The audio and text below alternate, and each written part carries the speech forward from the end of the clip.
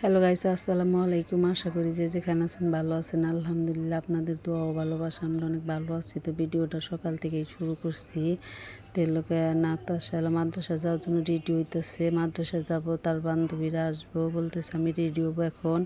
সকালে চিনি দেব মুড়ি দেখাই গেছে, তো আমি রান্না করব। রান্না করার জন্য সব কিছু রেডি করে নিছি। লতা দিয়া শুটকি, চিংড়ি শুটকি দিয়ে আম্মা বাড়ি থেকে দিয়ে গেছিলো। লতা চিংড়ি দিয়ে, এই আলু দিয়ে, দুমা দিয়ে, মানে পাঁচমিশালি যা বলে বানজালে, আমি শুটকি চিংড়ি দিয়ে রান্না করব এখন। আর বাবুর জন্য সুজি রান্না করে রেখে দিছি।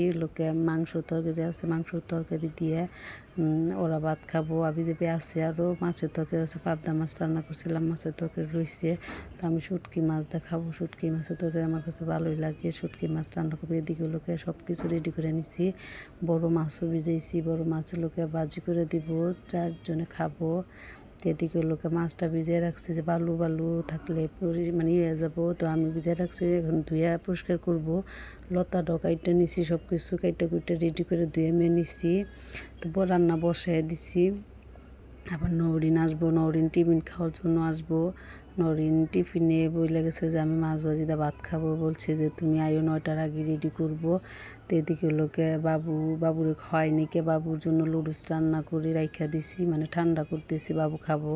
কতক্ষণ পর এক খুলতেছে, ওটা খাইতেছে, এটা খাইতে বলতেছে কলা খামো। কলা শেষ হয়ে গেছিলো, ভাবছি যে কলা আইনা দিব। আজকে কলা আনবো। তুমি ওই একটা কলা ছিল, কলাটা মইজা গেছে। মইজা গেলে আর কি খাইতে চায় না। ডাটো থাকলে মানে ওটা ভালো হয়, বেশি মইজা গেলে ভালো লাগে না। তো এদিকে আমি রান্না বসিয়ে দিছি। মাছটা ভিজিয়ে রাখছিলাম, দিয়ে এদিকে দিয়ে দিলাম। মাছটা দিয়ে দিলাম। তো ফাহিম বাইরে খেলাধুলা করতেছে আর দুষ্টামি করতেছে। আর বারবার আমার পারতলা এসে মানে করতেছে, চুলারি বাড়াই দিয়ে চলে যায়। তাহলে ওইদিকে মাছটা আমার কষানো হয়ে গেছে। গুঁড়া চিংড়িও তৈরি লাগে না, সব কিছু এখন দিয়ে দিব। একসাথে সব কিছু দিয়ে দিলাম। তো নাতাশার মাদ্রাসায় চলে যাব। নাতাশা বলতেছে যে আমি এখন মাদ্রাসায় যাব। শান্তামণি আইসে ডাকতেছে। তো ওদিকে আমার লতা তরকারি হইতেছে। আমি চাহা বড় বড় পিস আসছিল, মানে মাথাও ছিল, মাথাটা রাইখা দিছি। তো এটা মরিচ দিয়ে জাল কম দিয়ে করে মাখায় রাইখা দিলাম। ফাহিমের খাবো। ফাহিম নরিন জাল খাইতে পারে না। তো মাখায় রেখে দিলাম। এদিকে আবার আমার হয়ে গেছে, লতার তরকারি হয়ে গেছে। ঝোল রাখবো না, চেপচেপা করে রাখবো, বেশি ঝোল রাখি না। তো এদিকে ভাতও বসাই দিছি। এদিকে তরকারি হয়ে গেছে। এখন মাছটা অনেকক্ষণই মাখায় রাখছিলাম। মাছটা মাখায় রাখলি মানে জাল লুন সব কিছুই ঢুকে। তো তেলও গরম হয়ে গেছে কড়াইতে, ছোটো কড়াইতে দিছি।